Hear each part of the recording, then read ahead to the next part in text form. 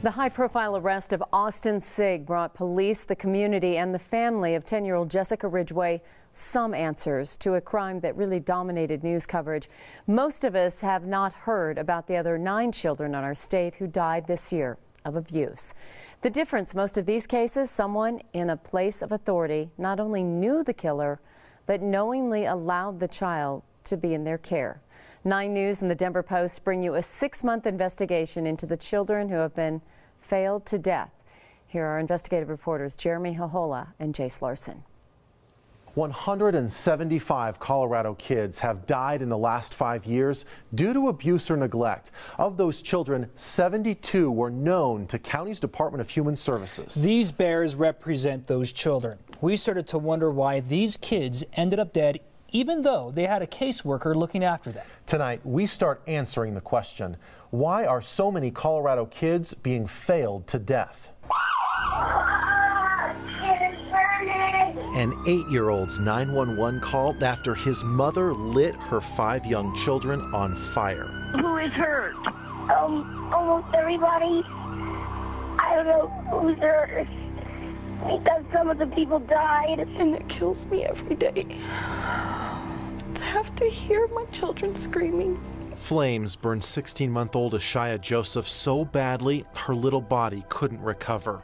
Maria Gardner is now serving an 85-year prison sentence. Not a day goes by, not one, where I don't think about what I've done. Maria says it could have been prevented. They should have taken my children from the home. DHS caseworkers had already investigated her family 7 times. After Maria's husband committed suicide, an 8th visit by a caseworker with her own problems. She said she was depressed and taking antidepressants herself. How could she help someone else? That caseworker and a crisis center therapist who Maria visited at the insistence of the county missed seeing Maria's real state of mind. It's obvious in this home video. Please forgive me. I want to be buried with my husband. I want my kids to be with me. I stood in the middle of my bed. I went in a big circle,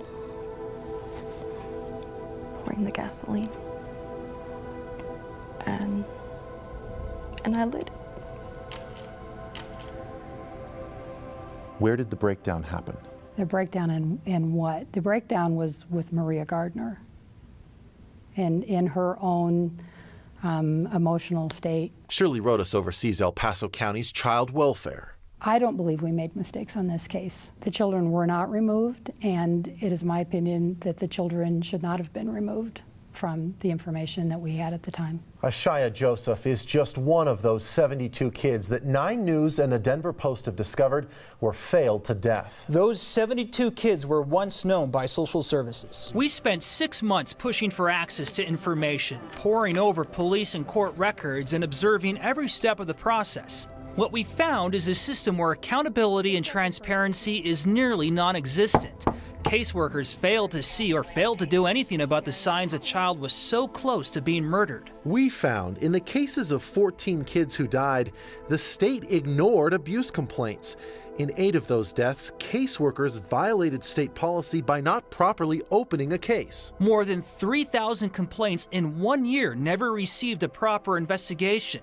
Colorado ranks 47th in the nation for transparency in such cases. And when someone is convicted of killing a kid, the killer's sentences were 25% shorter than people who kill adults. All of this leads us to ask, is our state serious about protecting kids? Kids whose names were known by counties before they ended up on the obituary page. Kids such as Caleb Pacheco, who was found mummified under his mobile home. 2-month-old Grayson Hunt, who suffocated on a bag full of dirty diapers.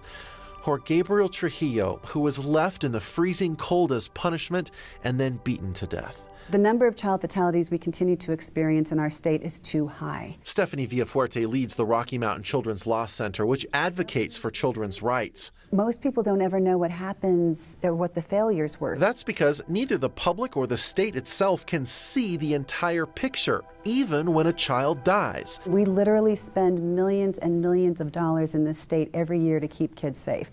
And I think the public have the right to know what happened if there was a failure. Was it corrected? That's what we want to know, just so it doesn't happen again. What should have happened that Friday night when DHS came to your house? They should have taken my children from the home and ultimately, I say, put me on at least a 48-hour suicide hold. But Maria says blame also lies with her. She has a message for other mothers. That it's okay to trust someone, that there is help. There is. El Paso County has made changes to its policy when parents threaten suicide. Caseworkers will now remove children and do a more in-depth investigation. Here is something that I think is important to think about. Caseworkers do not kill kids. Many of them are out there working very hard every day to try and keep kids safe. When it comes to transparency, there is a new law that is requiring more information to be made public when a child dies. But still, that law does not require all of the details to be released. Guys. It's your sense as you watch this, it seems to me, because there are children involved here, more of us need to care. I think that's exactly right. The more people that care about this, the more neighbors that are out there, the more caregivers who, when they see something, they decide, you know what, I'm going to call. I'm going to make sure that I don't just make one phone call either, that I call several times, that I call 15 times if that's what's necessary. Right. People just can't give up, and they need to be able to ask, what's happening with my call? Was it investigated? People want to know whether or not someone was actually, did they go to the house? And I think it's a learning process as well for many of these people who are these caseworkers. It is sometimes a very thankless job. They don't make a lot of money. They're kind of trying to look into a crystal ball and decide, is this the kid to take away or is this the kid not to? And in one of our upcoming stories, we really look at what happens if you take kids away too often. It doesn't necessarily make it. That might not be it the best thing, depending on. That's exactly right. It's not always an easy thing to just put them in a foster family. So as this series kind of evolves throughout this week, we're going to tell you more about that. Tonight, though, we have our second part in this series. We are focusing on transparency. My colleague Jeremy Hohola joins us from the Information Center with a preview of our second Failed to Death report. Thanks, Jace. Tonight we will learn about the story of this little boy. His name was Andres Estrada. He was 6 years old. Before he was killed in 2010, there was a clear pattern of neglect that occurred in his home. But the Adams County Child Welfare Office and the Federal Heights Police Department are not talking about the case. The department has no comment on that. Okay, that's not acceptable at this point. We really like to speak with the chief in person. I've been told that the department has no comment. Invoking confidentiality and invoking the privacy laws it deflects obviously from responsibility and accountability. I don't think it serves families. I don't think it helps kids, and I think it just makes the system feel more comfortable and insulated from the accountability of what they're doing. It is a case where a clear lack of transparency causes an escape from accountability. Our second part of our Failed to Death series airs tonight at 9 to 10. We'll also have experts from the Tennyson Center for Children answering your phone calls about child abuse. That way, if you're ever in a situation where you need to report child abuse, they'll tell you what signs you need to look out for. They'll also help you navigate a long list of phone calls that you have to call to report child abuse depending on what county you live in. Back to you guys. All right, Chairman Holder, thank you very much. And Jace, clearly, and I know you get into this as the week goes on, but there is a problem. These caseworkers are just buried.